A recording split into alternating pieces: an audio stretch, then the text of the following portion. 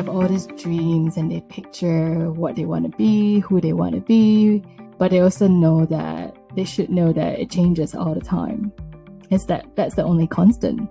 And I hope that through the conversations that we have, or any other community have with Chinese medicine across the world, there'll be more students and practitioners sharing this knowledge. I'm Michael Max, and this is Qiological. Imposter syndrome is not listed in the DSM-5 as an actual psychological diagnosis. It's an idea from popular culture that masquerades as something that's true and real.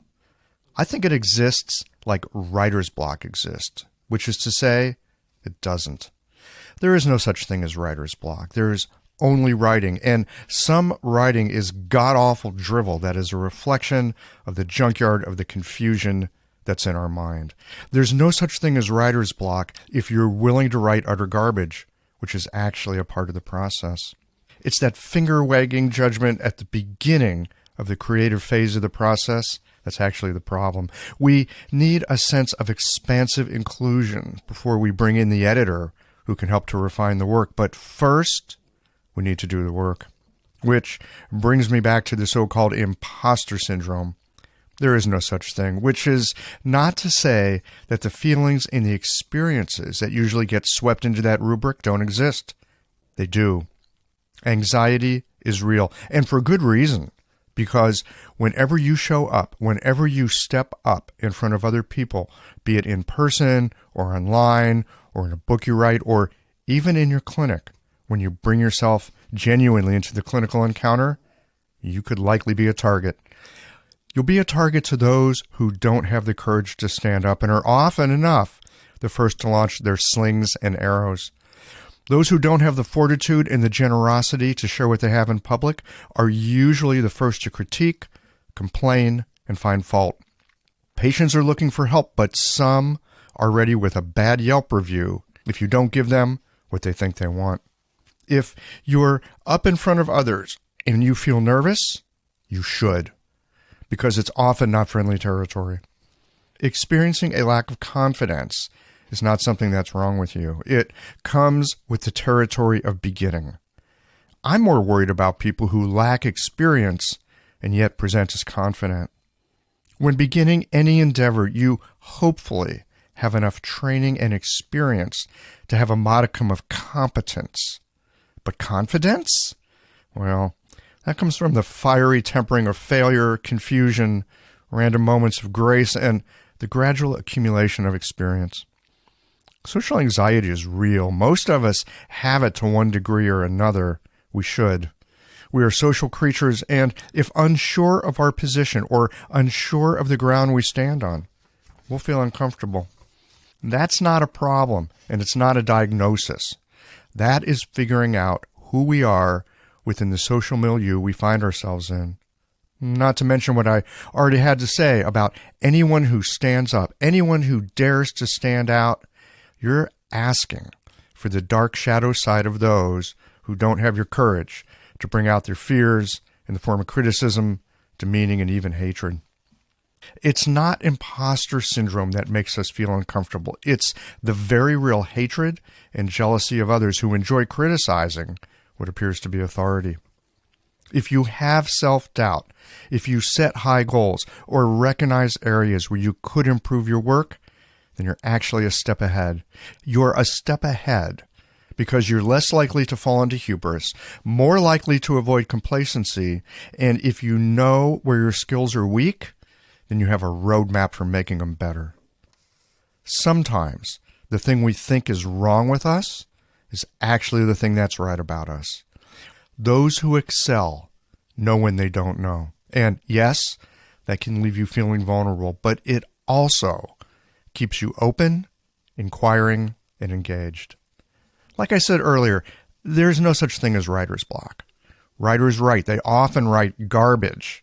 That's part of the process. And I'm not buying into the idea of imposter syndrome. Putting your work out in front of others is nerve-wracking, especially if you know your material is a work in progress, and most of our work is. Especially if you have a sense of empathy it takes some courage and the strength of being on friendly terms with your vulnerability. I heard a wise man once say that we are well served if we can cultivate a sense of equanimity so that we are equally unmoved by both the cheers and the jeers of others. Then we can get down to the work of creating and sharing what we have to offer with others. You're not an imposter if you feel uncertainty. You're human. It's what you do with that uncertainty and how you navigate it that makes all the difference. In a moment, we're going to sit down with the guest of show number 200, Denise Hung, and discuss learning, mentorship, and how the world of Chinese medicine looks through the eyes of a student. You've heard me say more than once how surprised I've been that so many students listen to the podcast and find it helpful. One of the delightful things about the creative process is you don't know where it's going to take you, which seemingly promising avenues are actually dead ends, and what expected opportunities just might arise. These conversations come to you through the generous support of our sponsors and members. Blue Poppy, your new one-stop shop, has speedy shipping options on everything that you need for your clinic. It's Women's Health Month at Mayway Herbs. Check out their new website for learning resources on helping women with herbal medicine. Are you a creature of habit? How about making a change that helps your patients and the planet with AccuFast needles? And later in the show, raising your fees doesn't have to be a difficult process. Jane has helpful suggestions on making it easy and effective. And finally, have you considered that having a thriving, profitable practice is one of the most healing things that you can do? Julie Bear Don't Walk has, and she can help you do something about it too. Do be sure to visit the sponsors page on the Qiological website to take advantage of all the special offers our terrific sponsors have for listeners of the podcast. Picture this. Your clinic is buzzing with patients, and then you realize that you're down to your last box of needles. No need for panic, because Blue Poppy, your one-stop shop for all your acupuncture needs, they ship orders received before 3 p.m. on the same day. With a quick visit to Blue Poppy's website, you can order premium needles, herbal formulas, and that special Dr. Bob's oil that your patients love. Blue Poppy understands practitioners can't keep patients waiting. That's why they strive to get you what you need when you need it. From high-quality Chinese herbs and formulations to acupuncture supplies and clinical essentials, Blue Poppy has served practitioners for nearly 40 years with products that meet the highest of standards. Discover everything Blue Poppy has to offer by visiting www.bluepoppy.com, and don't forget to subscribe to their mailing list for exclusive offers and more. Hi folks, I'm Yvonne Lyle, president of Mayway Herbs. May is Women's Health Month, and as a women-owned and women-run business, we especially love how Chinese medicine can support wellness through every stage of a woman's life. So in this month's newsletter and podcast, we're covering topics like PMS, pregnancy, menopause, and osteoporosis. We'll share expert insights and effective treatment strategies you can put to good use in your clinic. Our Plumflower brand line includes herbal tea pills, tablets, extract granules, and organic herbs, all of which you can find on Mayway.com, and where you can also find articles, videos, and other resources to support your practice. Since 1969, Mayway has been a trusted source for high-quality herbal products. In these challenging times, please know that we remain committed to keeping our products accessible and affordable so you can take care of yourself and your patients. As always, thank you for supporting Real Chinese Medicine. Daily habits and routines feel comforting, familiar, easy, automatic. That's the power of repetition. You've worked out the kinks and can do it with your eyes closed. But what if you shook things up? What if you ditched the old routine and tried something new? Hi, I'm John Sten. I've practiced acupuncture for over 30 years, and together with my wife Kelly, we created the world's first eco-friendly acupuncture needle. The AccuFast earth-friendly needle system cuts your packaging waste by 60 to 90%, depending upon your needle type, speeds up your needling, gives you more control, and best of all, while you're healing patients, we plant a tree for every 2 boxes your clinic uses. Thousands of acupuncturists have already made the switch. In just the last year, they've helped plant over 16,000 trees. Since we started, That number has grown to over 50,000. So break the routine. Be the change. Visit acufastneedles.com. Your patients and the planet will thank you. As ever, a deep bow of gratitude to everybody who has helped Qiological to grow to this point. Without the generosity of the 200 people who have said yes to a conversation here, without the sponsors who have helped to support the show, and all of you Qiologicians who help to keep gas in the tank here, there wouldn't be a Qiological. And, of course, without you, the listener, there would be no point in sitting down at this microphone every week. Now, let's get into this conversation with one of the new generations of upcoming practitioners.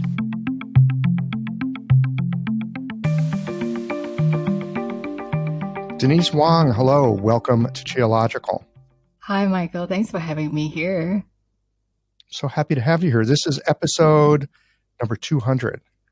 Unbelievable. Episode number 200. And you raised your hand and said, I'd like to come onto the podcast. Yes. Here you are. Thanks for having me. Delighted to have you. Whatever inspired you to raise your hand and say, I want to do this? Well, I had a lot of questions about where traditional Chinese medicine and acupuncture can go with the current world and society right now. And within our sphere, I want to talk more about how practitioners can be mentors and how we as students can look through the eyes of practitioners. Okay. Well, we can do all of that. I would like to begin with something that you just said.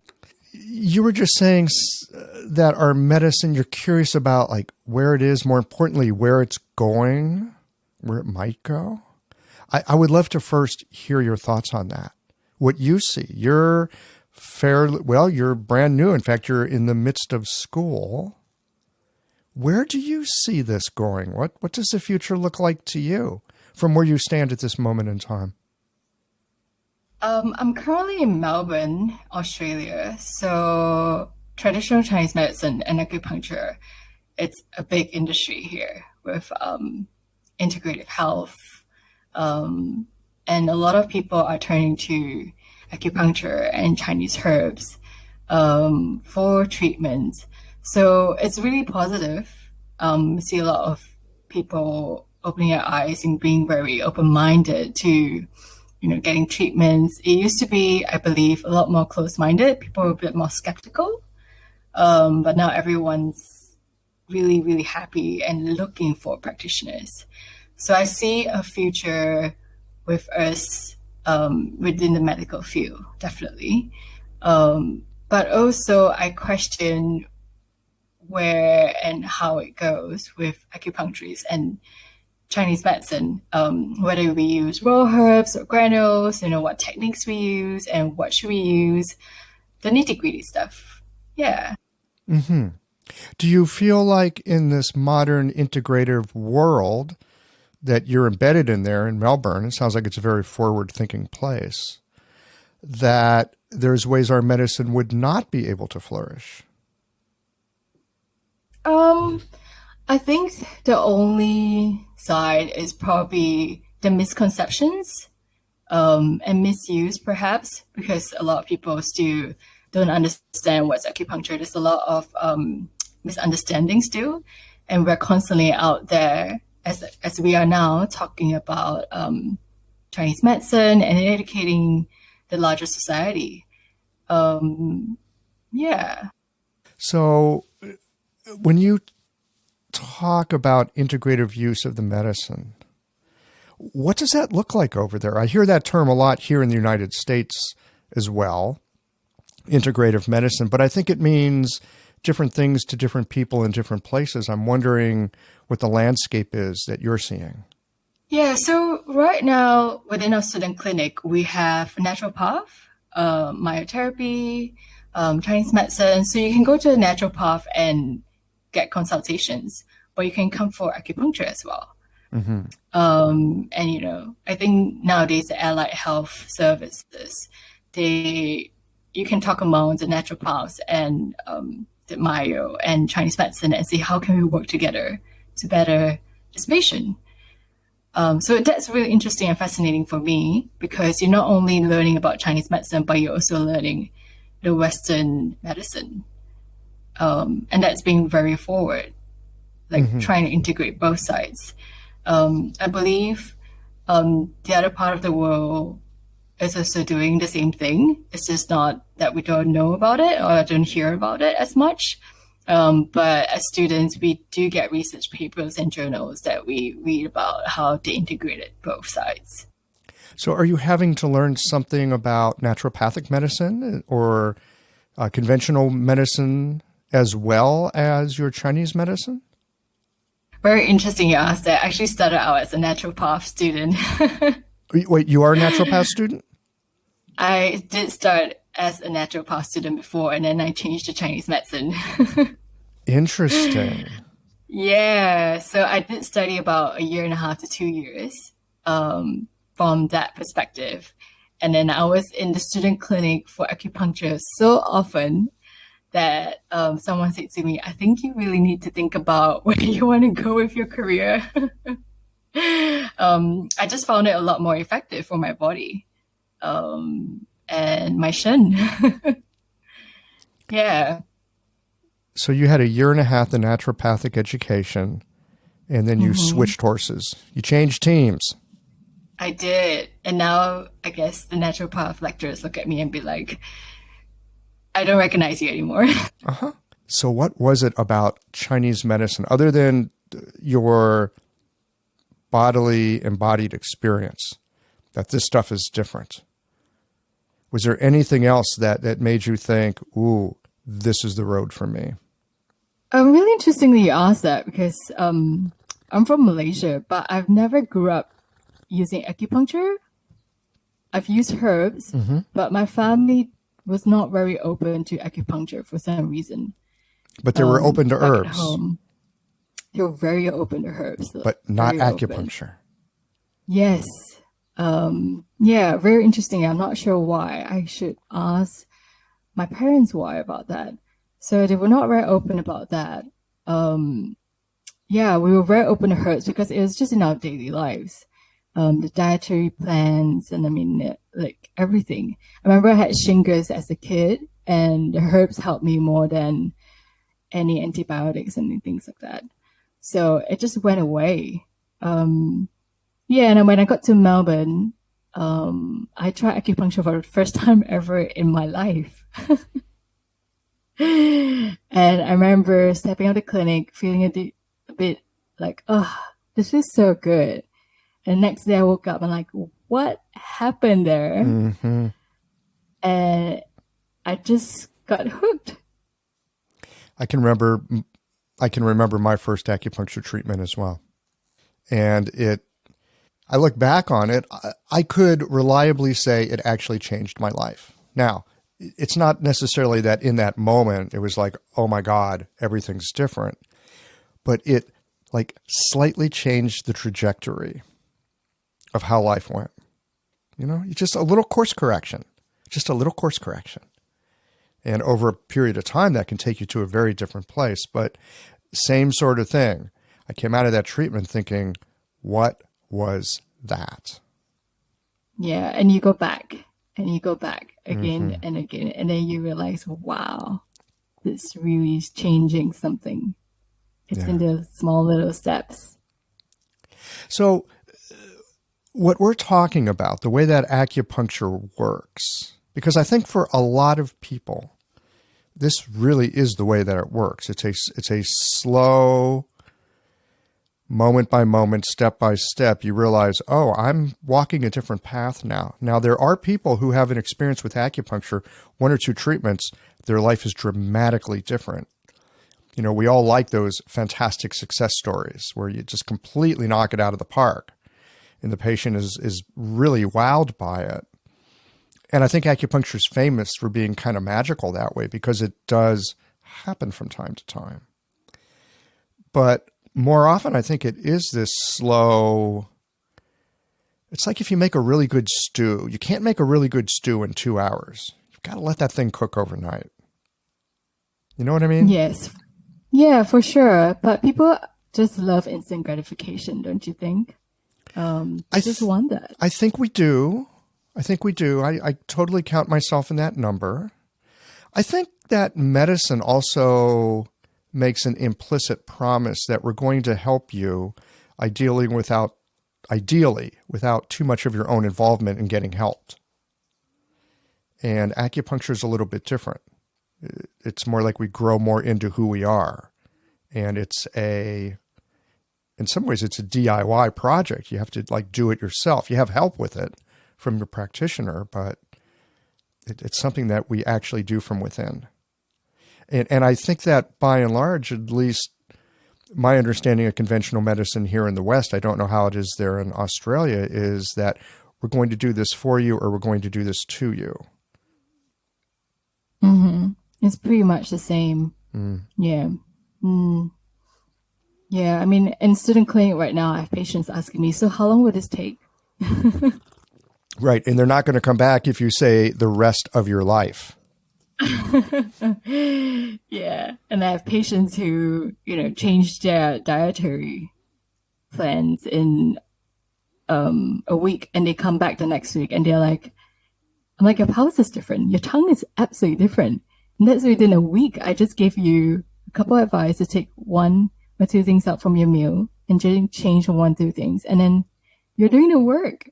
I'm just giving you the tools. Yes. Yeah. So how far along are you in your training right now? I graduate next year, hopefully, end of next year. Because of the situation that we're in right now, clinic hasn't been able to run for a couple of trimesters that we're in. Just because there's just too many people inside. And yeah, face-to-face has changed quite a bit as well. Okay. And you wanted to talk about mentorship and learning. Yes, I did. All right. So tell me more. We have to do a certain numbers of internship and externships. Not sure if you understand that terminologies. I do. When I was in school, the school that I went to, at least at that time, encouraged us to find some externships to take a look at methods we're interested in, or they might not be teaching, but to get out there and meet other people, do some learning on your own. So that's externships are a great idea. Yes, I do love externship. That's where I met like some of the best practitioners, and some of them I go, oh, I'm not sure if I want to practice this way. And through my experience of meeting those practitioners, I question what makes a good mentor or a practitioner as a teacher. How can you hold space and allow a student to come in or allow the patient to feel comfortable at the same time? I mean, it's not easy to have 2 or 3 more people in the room where if a patient is so used to seeing just one doctor and sharing all the information. And then you have a student there sitting at a corner and you're like, I'm not sure if I want that student to listen. So would they stop sharing what they should share? But we get amazing patients who are, so welcoming, and they allow you to feel the pulse and look at the tongue at the same time, and then get to know you a little bit more. And you just get to learn so much more about a patient and the case as well, and it helps your learning journey. But at the same time, I see students getting into the field and the externships and, seeing practitioners, and then they go, oh, not quite sure, don't really want to be there anymore. And I ask myself, is it because you had a bad experience with that practitioner? Do you want to look for a different one that resonate with you a little bit more because of your cultural background, your beliefs as well? I mean, everyone's so different practicing. What are some of the complaints that I don't know if complaint is the right word, but what are some of the things that you're hearing from the people who say, yeah, I don't know if I want to be with this person learning? I think it's probably personality sometimes. It gets really hectic in the clinic sometimes. And, sometimes practitioners don't have time to explain to you what's going on inside the room. They just show you or get onto it, and then they're not as welcoming, or they're very rude, or sometimes they just, I don't know, they just don't connect. They just don't connect. They just don't connect. And then sometimes some clinics are run like a business. And I question. Well, of course, it is a business. Of course, they're run as a business. Clinics are a business. But it's run more like a corporate business, like really corporate. And a lot of it's really interesting. So Chinese medicine is a field where I believe it's not your first degree, it's not your first port of call for as a career. So this is a second career for a lot of students. And a lot of them are from a corporate background, and they often don't want to go back to that. Wait a minute. You said, a corporate background. Yes. So they're run. Yes. So the clinics are run like corporations. Yes, they run like corporations. So the hierarchy, the system, and the fast-paced environment.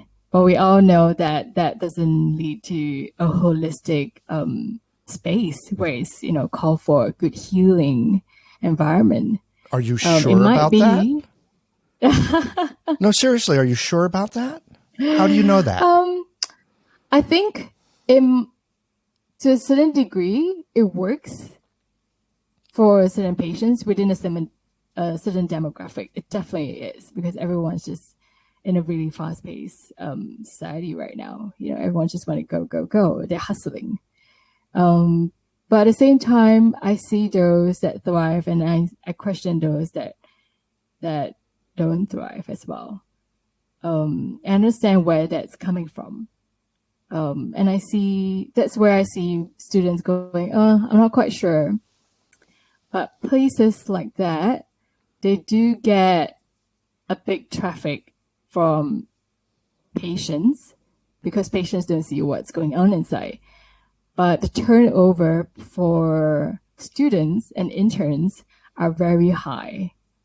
So I see that, because the point of a mentorship for me personally, it's you find someone, you resonate with them, and you kind of stay with them, and you perhaps venture out on your own, but you still stay within that support. Those that don't mentor as well, I feel like they just have a big turnover of students. And because there's so many students out there, they just get so many coming in and then coming out, coming in and coming out. But behind, for the older students, there's always, I don't think they should go there anymore. Oh, you're there. Interesting. Good for you. Good luck. We say things like that, but we don't often tell them the honest truth, because we went through that ourselves.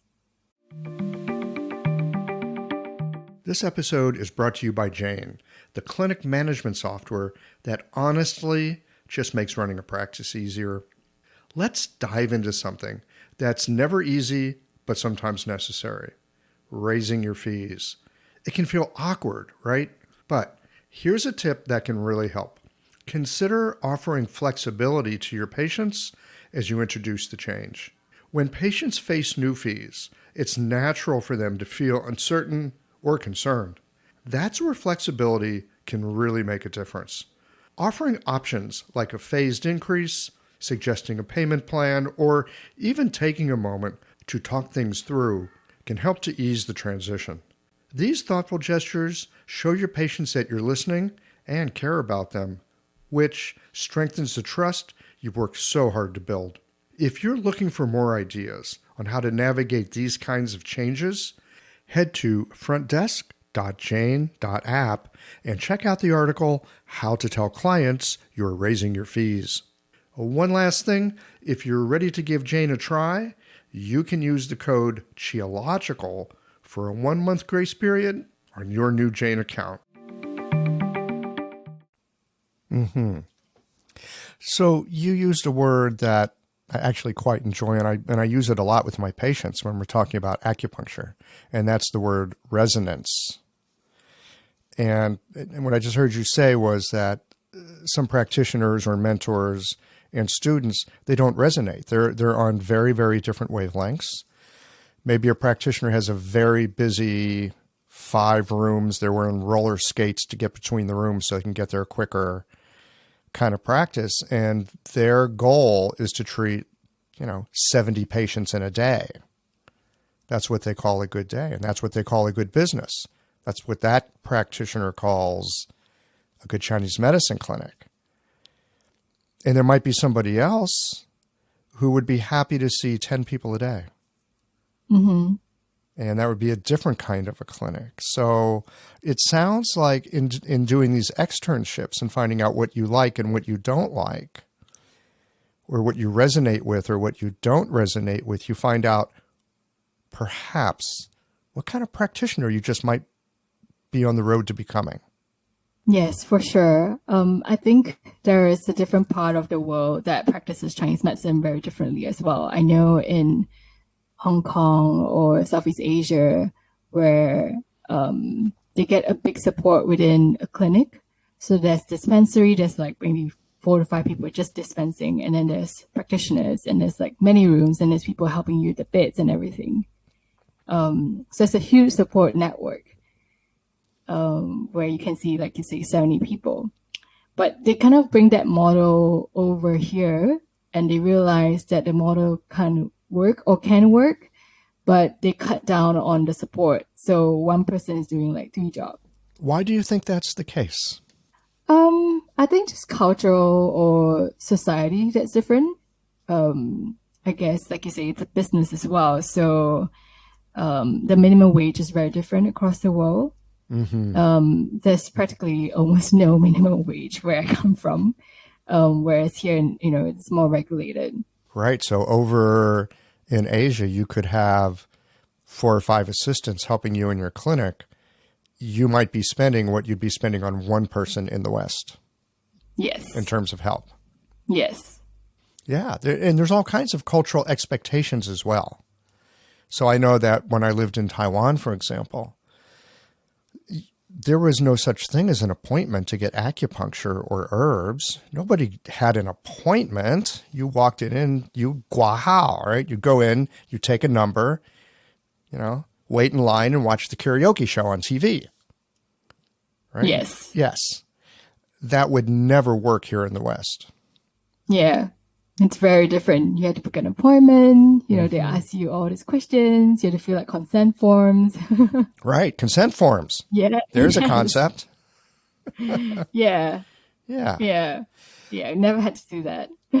So how many clinics have you done an externship at, or you feel like you've had some kind of a mentor relationship with the practitioner? I would say about 2 to 3. I've observed probably 5 to 6 clinics now. And yeah, I have a few practitioners that really resonate and go like, I really want to learn from you more, a lot more. And I'm really thankful for them to open their doors and allow me in and share their knowledge and, pass this lineage on, this practice. Mm-hmm. What would you say makes for an effective mentor? What are the qualities? I think being a mentor it's really difficult, to be honest. The qualities is almost really motherly in a way. You're nurturing. You're also allowing space for mistakes, questioning, encouragement. Yeah, but you also want to put them or put students in a slightly uncomfortable spot and go, think about that. Look at a bigger picture. What are you seeing? What are you not seeing? But at the same time, as a mentor, you also go, oh, that's interesting. Well, I haven't learned that in a while. I've been to a clinic and the practitioner go, oh yeah, I really forgot about all that. Because if you're so used to doing what you do, a practitioner can be so used to seeing just gynecology patients. But if you have a musculoskeletal patient and you go like, oh, wow, I haven't done that in a long time. As students, you just learn everything. You have all this knowledge. Well, are you actually learning everything? Or is it that you're being exposed to a wide spectrum? I mean, it takes time to learn this stuff. Well, it is. I mean, it is a lifelong journey, and we like to say that. These days when I hear the word lifelong journey, I think, oh, God, that's a long time. I don't know if I want to do that. I want to feel like whatever I'm undertaking, that I'm going to have some sense of competence within a reasonable time frame so that the juice is worth the squeeze. Yes, for sure. The other qualities I see with a mentor is also to help students understand the text, traditional Chinese medicine, because it's like having the text and then having the teacher and then having the student. But if you don't have the mentor or the teacher or the practitioner who understand the text just doesn't come to life. And it's just really like a music score without the music. I've heard, this has not been my experience, but I have heard that traditionally, and traditionally means, I don't know, 50, 100 years ago, I don't know, whatever they mean by traditional. These are stories I've heard from other people. This is not my experience. That when people would go to learn medicine previously, the teachers would give them a book and ask them to read the book. And then eventually they would explain the book, but it could be a long time before they got around to explaining the book. It was a much longer process of learning and acquisition of experience and knowledge. I mean, these days, in some ways, it's great having schools because we get it faster. And in a traditional apprenticeship, it could take you, I don't know, maybe a decade to get what you're getting in a few years. Yeah, we're very fortunate to have all the support from practitioners. And, I learned so much just by listening to you. Listen to you and your conversations with other practitioners as well. One of the things that it seems to me is that Chinese medicine, I'm just roughly using that term, Chinese medicine, is indeed learned through dialogue. It's learned through having experience and talking about it with other people to try to suss out what things mean. It happens in between a patient and a practitioner, right? There's all that dialogue of someone comes in with their experience and the practitioner has to be able to take that, parse it out. What does that mean from a Chinese medicine point of view? And then be able to communicate back to the patient with a language that ideally is not Chinese medicine, because they don't know Chinese medicine. They're not here to learn Chinese medicine. They're just here to feel better, right? It's very tricky speaking it back to somebody. The dialogue seems really important. The dialogue is very important. Do you find that reading the older books is helpful to you? And if so, in what way? The older books are very helpful. Because for some, I guess, practitioners, I can't meet them anymore. They're just not around. And one of the books I really, really find really dearingly currently is The Applied Channel Theory. Have you read that book before? I'm sorry, which one is it? The Applied Channel Theory. By Dr. Wang Zhui's. Yeah. Wang Zhui, yes. Fantastic material. It's fantastic. And right now, I'm actually using that book as my guide. He is my practitioner who's teaching me, even though he's not around anymore. And I connected with Jonathan just over Facebook because they have podcasts and they have a Facebook group, and I go into the practice room in the student clinic, and when I palpate my patients, I go, what would Dr. Wang say right now? And I connected to Jonathan, and I found another practitioner who learned from Dr. Wang himself here. So I think that's that lineage and understanding where you can ask and you really read more. And I guess one of the best ones is also Stephen Clavey. And his books are amazing. We're very fortunate to be here to learning from him. Yeah. I just recently got my copy of the third edition of Fluid Physiology and Pathology, and I read it when I was a student, and I'm rereading it again in the new Eastland Press version. I think of that book as the classic of fluids. Jing ya jing. Yeah. It's so good. Plus It's the so lantern good. as well. Yo, yeah. Yeah. So Bettina is Fantastic actually my resource. lecturer. Lucky you. And have you had any business classes from Auntie Babic by any chance? No, I haven't. Oh, you should really check Auntie out. He's got some very good business advice there. Yeah, that'd be really good. But I think that's probably towards the end of our course before we exit. I want to come back to this mentor piece. Because so much of the medicine does get passed down from person to person. At the same time, so much of the medicine gets passed down as you're learning Dr. Wang Jui's methods because you're reading his book.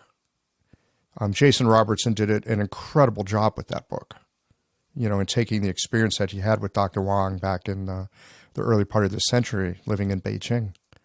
And so we can get a lot of it, good information, and we can get experience. Well, we can't get experience, but we can get, let's just say, some pointers toward acquiring experience from the books, right? And we can get that from something as recent as Dr. Wang's book or as ancient as the Su Wen and the Neiqing.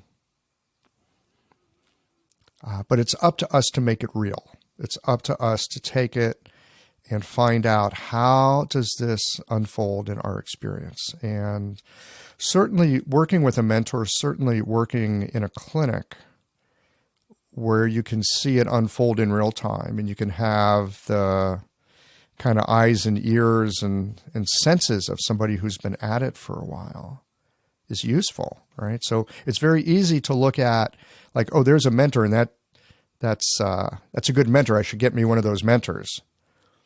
But I'd like to flip this around for a moment and ask you this question, which is, you as a student, you as a, let's say, beginning practitioner, because you are, what do you have to offer a mentor?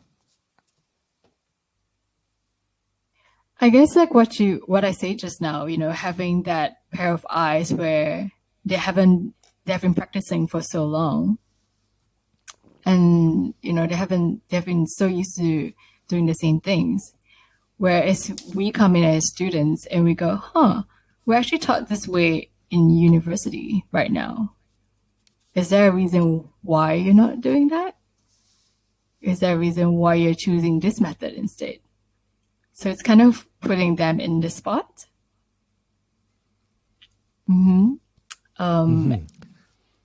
Yeah, and I've asked that a couple of times before, and they try to explain to me why they teach that in school and why is this method used in this clinic and why they choose that.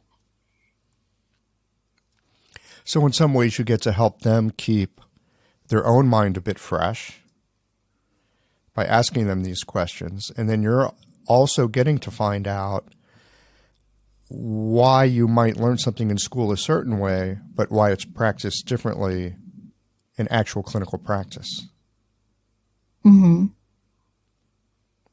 Yeah.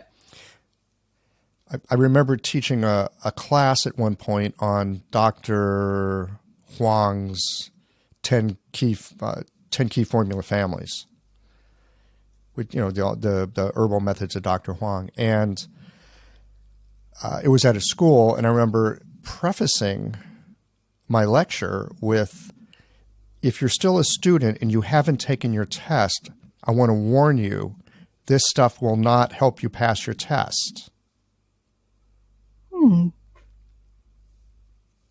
This is not going to be on your test. This thinking is different from what you will run into on your national exam.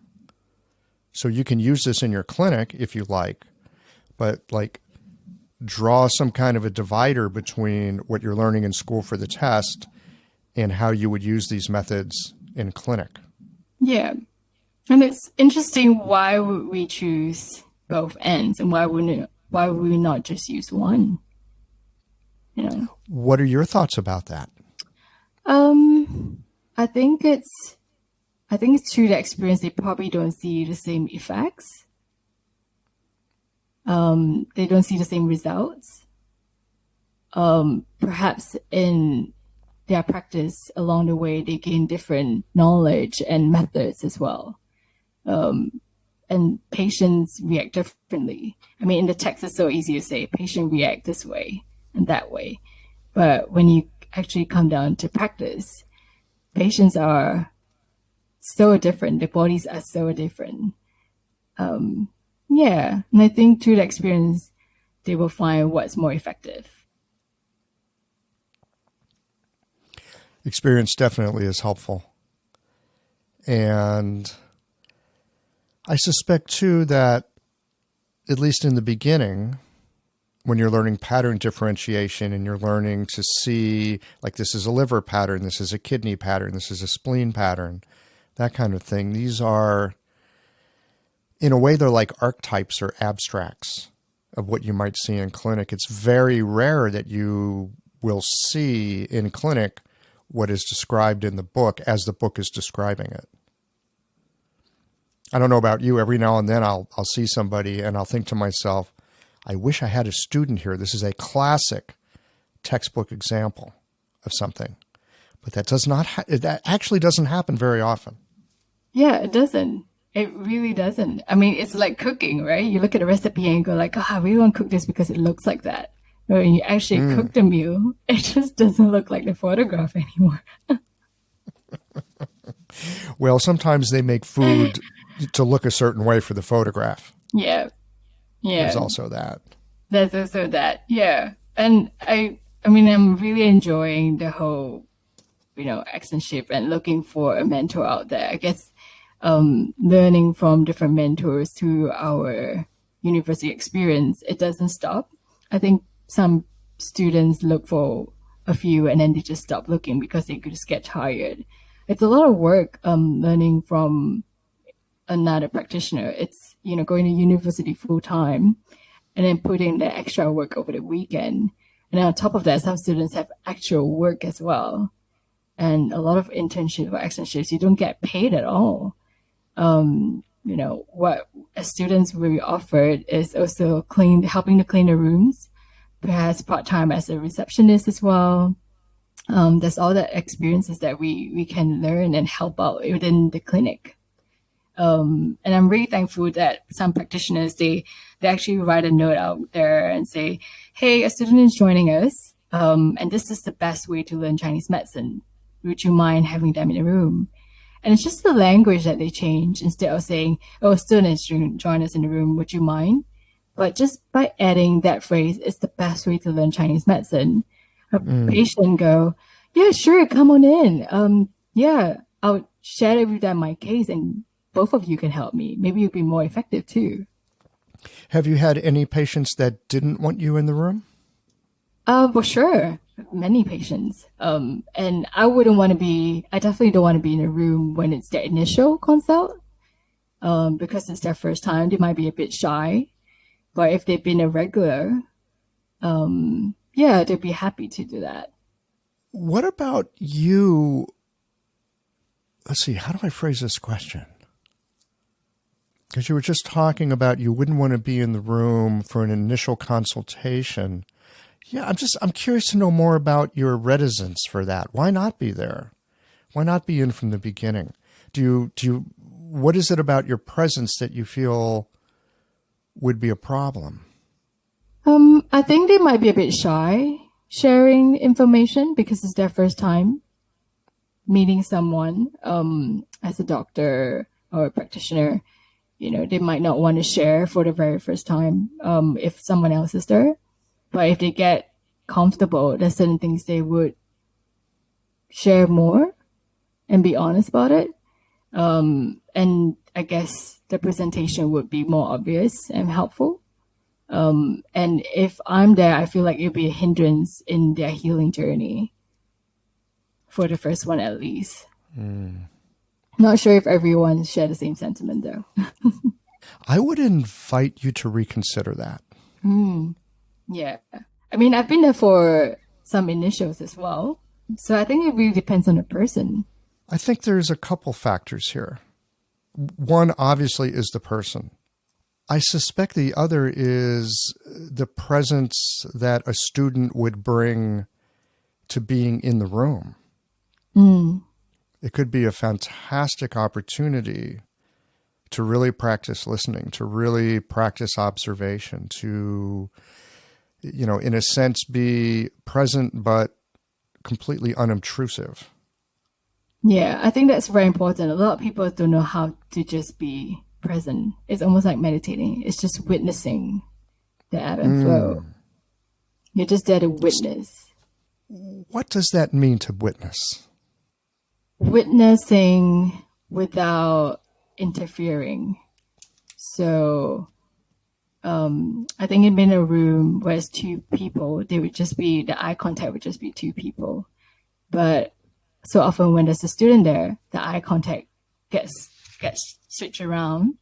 So the patient might look at you sometime when they're sharing the information and they want to get some affirmation.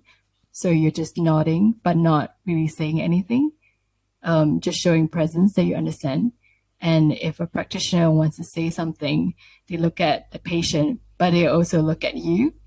And just so that small eye contact, it changes as well the atmosphere in the room.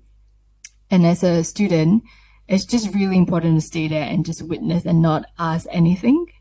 And it's really hard when you go, oh yeah, I understand how you feel, or you want to say something, but it's really important just to witness and see it all, because you're really absorbing it and understanding it, and allowing space for things to grow.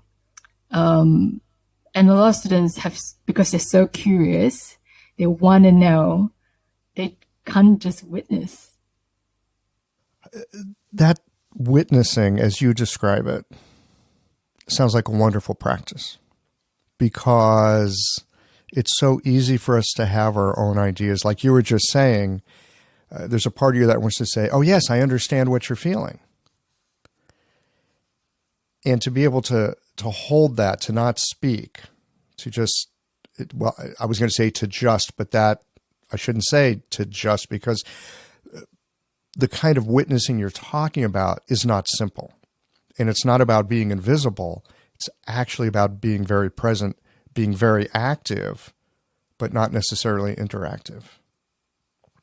Yeah, it's just really sitting there and observe, you know. Yeah, and how can you observe if someone is really having a really hard time, especially for a patient? If they're breaking down or if they're really sharing really hard information about their personal life, and you want to reach out and give them comfort, but you're just there to observe. That is the practitioner's job. But if the practitioner is not doing that, or wanting to know, or coming from a different direction, then would you go, I wonder why is that practitioner doing that? Or perhaps there's a reason why they're doing that. Having a thriving, profitable practice is one of the most healing things you can do as a healthcare practitioner, because a robust business is the ultimate expression of vital qi, and that's the heart of our medicine. I'm Julie Bairdontlock, and I help practitioners grow nourishing, profitable, authentic businesses that embody the generative cycle of Chinese medicine. This isn't about all yang all the time. It's about expanding your own internal capacity, growing collaborative relationships with your patients for ethical patient retention, and marketing as an extension of this medicine, not a necessary evil. You already know that everything is connected in your patients' lives and bodies. The same is true for your business.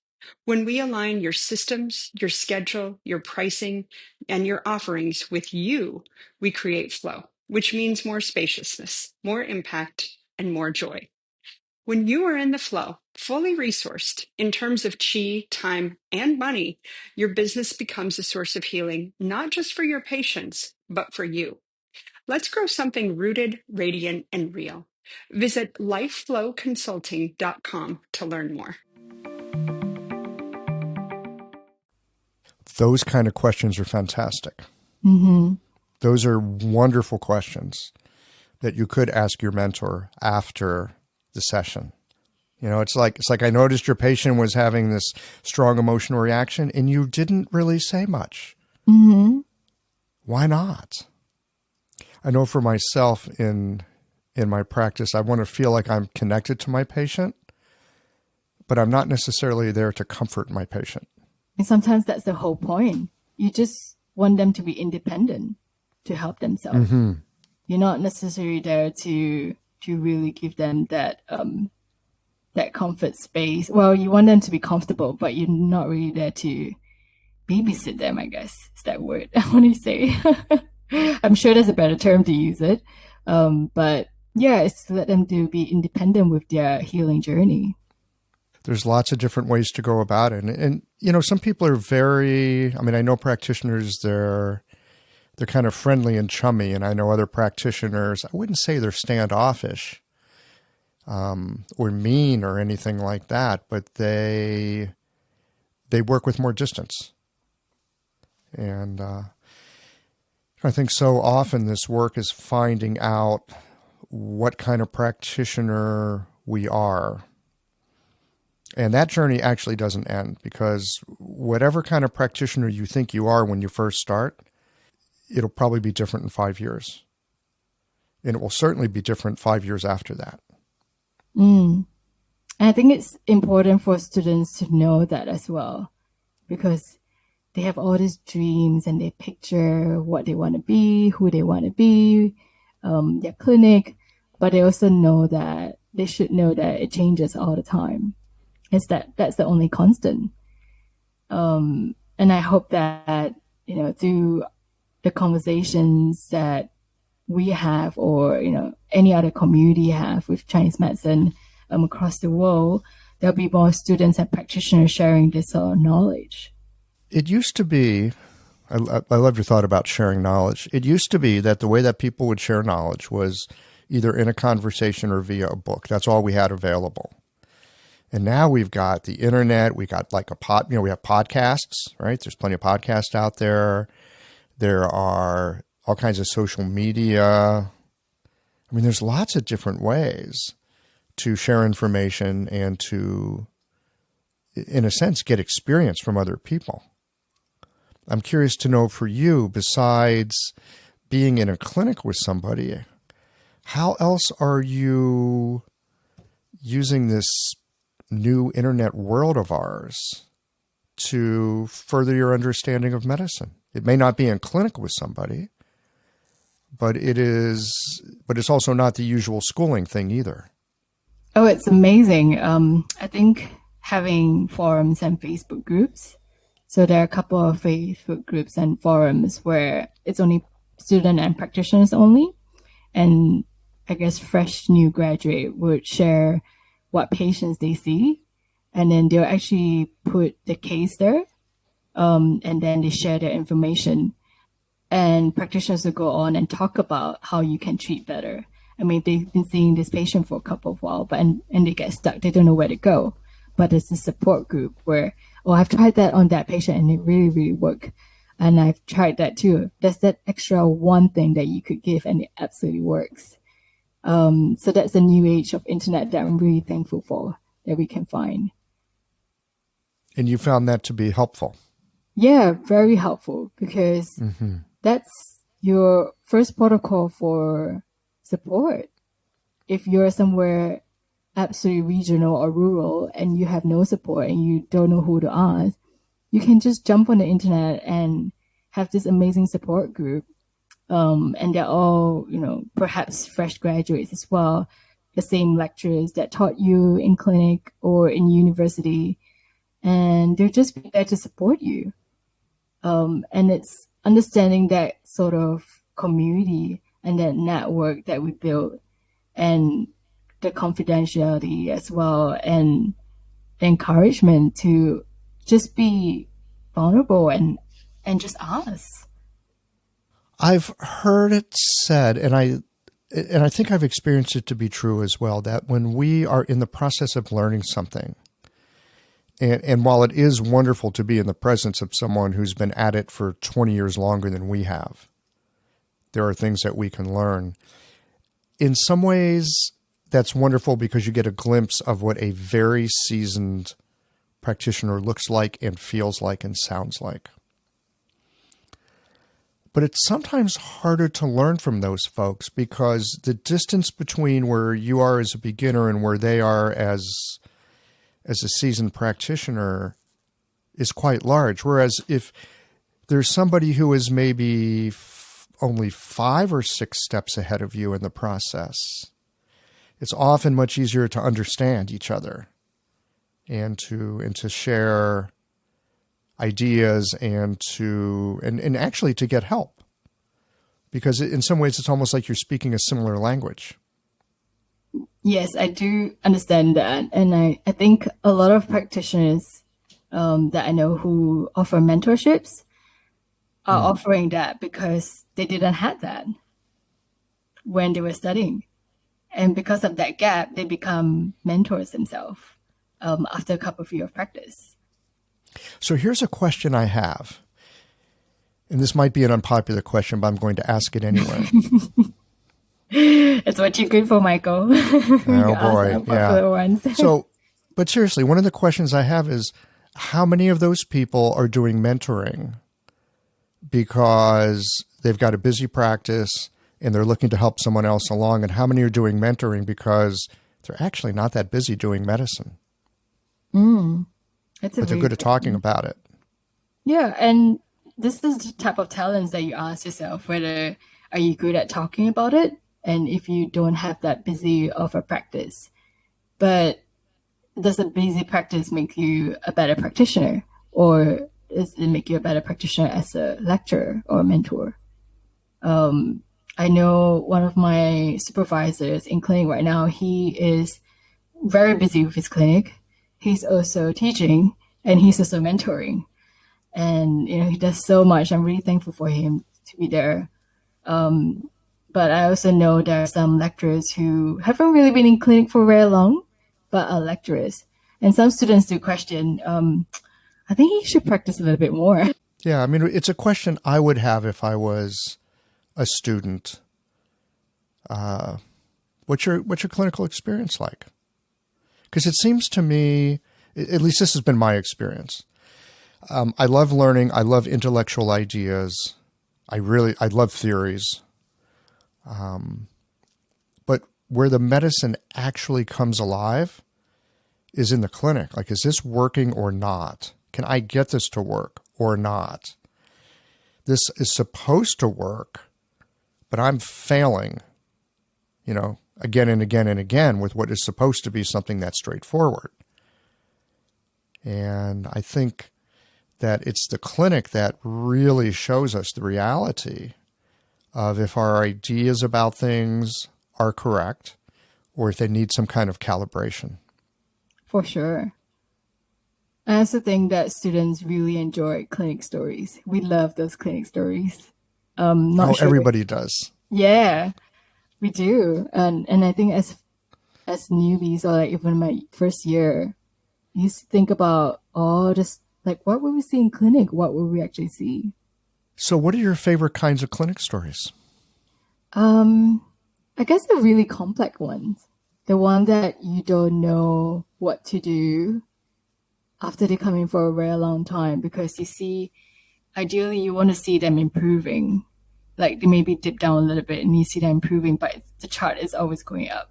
But there's some people that just go up and then they just drop back down again. And then you ask yourself, what can I do better? What can I not do? Yeah, where am I not seeing it? And then all of a sudden, you just have a different set of eyes that come in, and the lecturers or the practitioner go, oh yeah, I changed that. This week I just wanted to change that. And it worked. And they stopped coming back. Well, one of the beautiful things about our medicine is that our failures are teachers as well. I had a teacher when I was in school who was quite experienced. And when people couldn't figure out how to help one of their patients, they would often send their patients to this guy, and he would help them. And what he said to us was, well, actually, it's not that difficult if they've already been to a couple other practitioners, because somebody tried the kidney strategy and that didn't work, and someone tried the spleen strategy and that didn't work, and someone tried the liver qi stagnation strategy and that didn't work. So it's no brilliant thing to go after the phlegm and fluids and have that work, right? Because you've already eliminated, or I should say other people have eliminated what the problem isn't. And I think our own clinical experience is a lot like this. When we have a failure, especially if you've done a very spot-on treatment, right? You see kidney insufficiency and you treat just kidney insufficiency. And then you see what kind of response you get. If you get a good response, okay, I'm on the right track.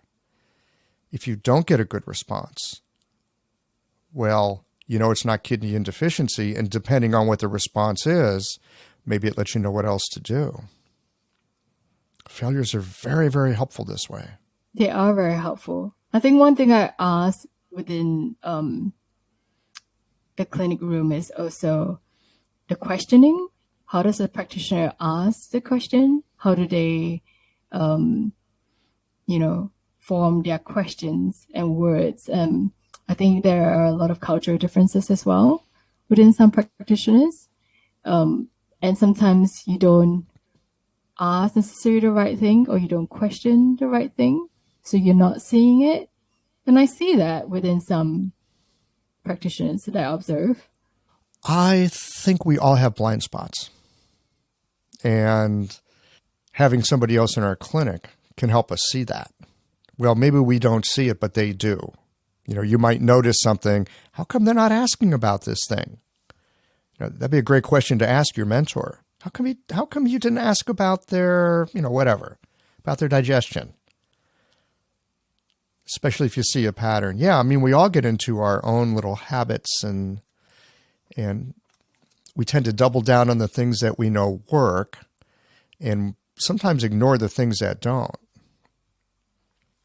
But ignoring is usually not a good idea. Yeah, and having a different pair of eyes, you just get a different perspective. Mm-hmm. Mm. Now, when you're mentoring with somebody, are you the only other student in the room, or are there usually other students in there as well? Well, in our student clinic, that's where... No, I'm talking about like when you're with a practitioner, not the student clinic, but if you're like in an externship. Usually I'm just the only student. Mm-hmm. Well, because I think it's COVID right now, restrictions, so you can't have too many people. But Good when point. it got more relaxed, there was 4 people in the room. So that's a lot of students to have in a room. Why would a practitioner want to have that many students in a room, do you think? I think just because they're too popular. They just have too many students asking them whether I can come and observe you. And some students have more priority because, they've been there for quite some time, and some students can only do one day. And as a practitioner, if they really want to help, they allow you to be in that room. But I can see some patients shrinking as well. You go, oh my gosh, there's so many people in the room. They don't necessarily say it, but I can see it in their eyes and their body language. They're kind of shrinking, go and they stick out their tongue, and they're like, they don't really want to show. I've got a friend who teaches the Sa'am acupuncture method, and when he was here in St. Louis a couple years ago, we ran an observation clinic in my clinic for a day, and I think and we saw my patients, which was really fun. But it was a little bit odd for them. Instead of just seeing me, there were like 8 people in the room, and it was really funny because the teacher, he's so good with patients in general. He said, "Oh, so nice to meet you. We've assembled an entire team to help you today." And the patients would laugh and they would think that's great. And we were off to the races. I think, as you were mentioning earlier, the way that you express and include any students makes a big difference in how those students are included. Definitely. In my student clinic, because I have my supervisor and then sometimes I have a junior student, and I tell my friend who is sometimes my patient as well, I say, you're very popular. Everybody wants to see your case. And they will laugh and they'll share more. Yeah, and it's the way you kind of introduce everyone to that room as well, and make the whole environment very relaxed. And it's, it's a room for anything to happen. Mistakes, laughter, joy, everything. But most importantly, healing and helping. I really love that phrase, a room for anything to happen. Yeah. It's beautiful. I think that's what clinic is. That kind of open invitation is very inviting. How do you come to that kind of a space for yourself that you can be comfortable with a room where anything can happen? That's so interesting that you asked that. I think it's really through just experience going to many, many rooms and being so used to it. Do you remember the first time you stepped into a room, a clinic room, and whether you felt nervous or anxious? It's been a long time ago. I can conjure up an image, but I think that memory is a conglomerate of probably the first couple of months of clinic. I remember being in a room and having no idea what was going on. I'm supposed to be here to learn this stuff. I'm already trying to wrap my head around terms and ideas like stasis, wind, deficiency, excess. And now I'm in a room and trying to parse the conversation that I'm hearing into this new language that I'm learning, and being really glad that this is a 3-year program because, in the beginning, I was just dead wood. Yeah. Same here. I remember being in a room and I go like, oh my gosh, needles. And then you're like fumbling with the tube and, you're looking and you don't know what to do. And you're like placing the muxa box here. And then you have the kidney dish here and you swap here. And then you're like, but then while doing all of that, you have to keep the patient comfortable as well. There's just so much going on. Yeah. There is so much going on. Yes. Thank you for reminding me. Because at this point I walk into a room and it's like making a cup of tea. It really is. And it's kind of fun to think back to how it used to be and how confusing it was. And even something like getting a pack of needles open the right way. I can remember watching a teacher in the beginning there, the way that he'd take a tube and the needle was there and he'd like flick it in with his thumb, like with his fingernail. He'd like flick the needle in. I remember looking at that and thinking, that's so cool. I wonder if I'm ever going to be able to do that someday. And if you've done it, it's like nobody knows because you're in a room by yourself and you're like, oh my gosh, I did that. And the patient is like face down as well. So you're just sharing your own joy. Things that are difficult eventually become normal, I would say. I don't know if it becomes easy, but it becomes normal. Yeah, it's just habitual. Over time. Yeah, you're just developing habits. Well, it sounds like you already have some useful habits. You have your witnessing. You have the sense that you can be in a room where anything can happen. That I think is a wonderful gift that you can probably bring your patients as the years unfold. Yeah, I hope the same thing for them, to let them be comfortable in the room because eventually that's the goal, for them to be comfortable with themselves and their bodies. You know a good place to begin with that? Where should I go? You getting comfortable in the room with yourself. Yeah, that's very true. Just being very comfortable. Yeah. Mm-hmm. And it takes time. Yeah. The exposure, and some students just, they lack the courage to do that.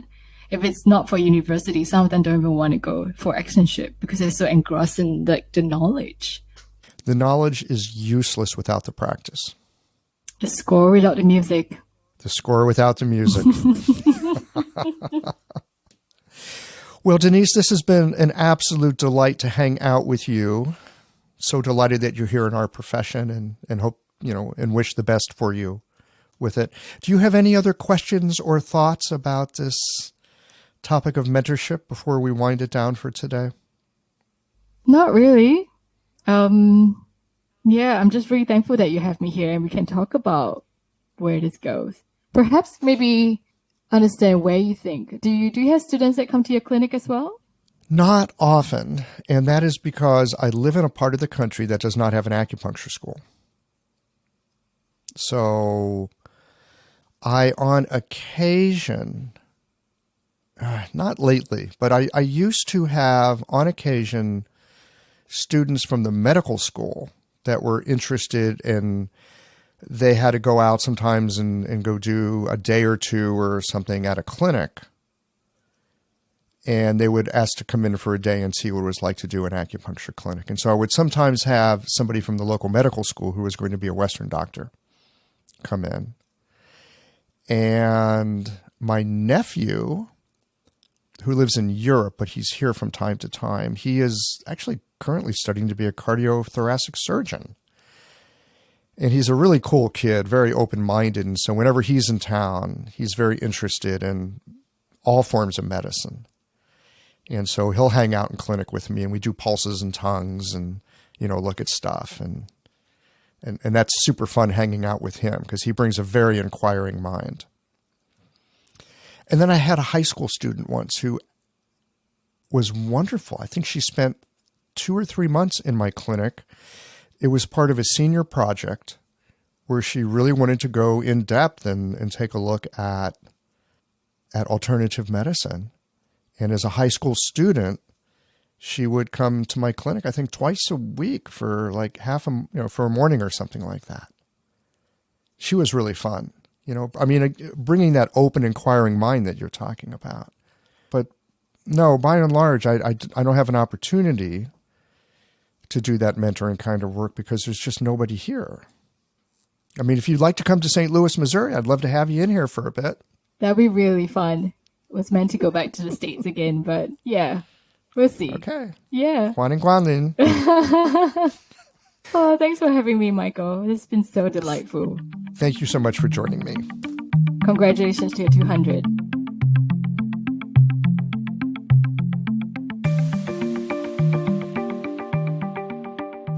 For me, the deep joy of practicing this medicine is the constant and unending process of learning. This is also the greatest frustration I have with being a practitioner. The process is endless.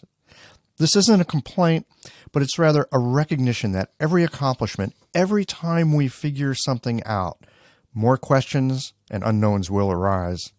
It can feel like we're not getting anywhere.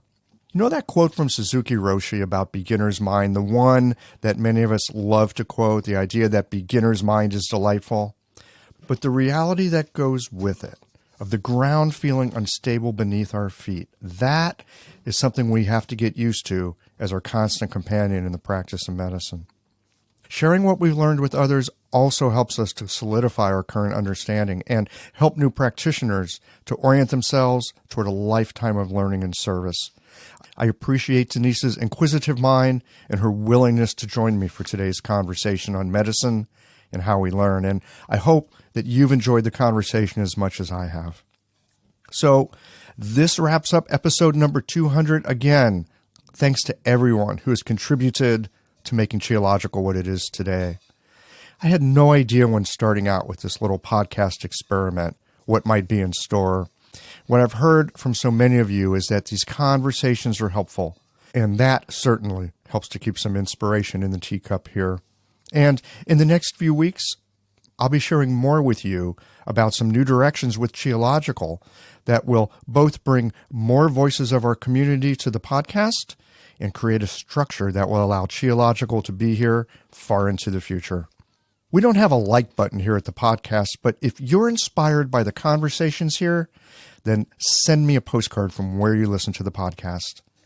That's it for today, friends. Next week, tune in for a conversation on some research where modern high-tech science meets the magic of human connection.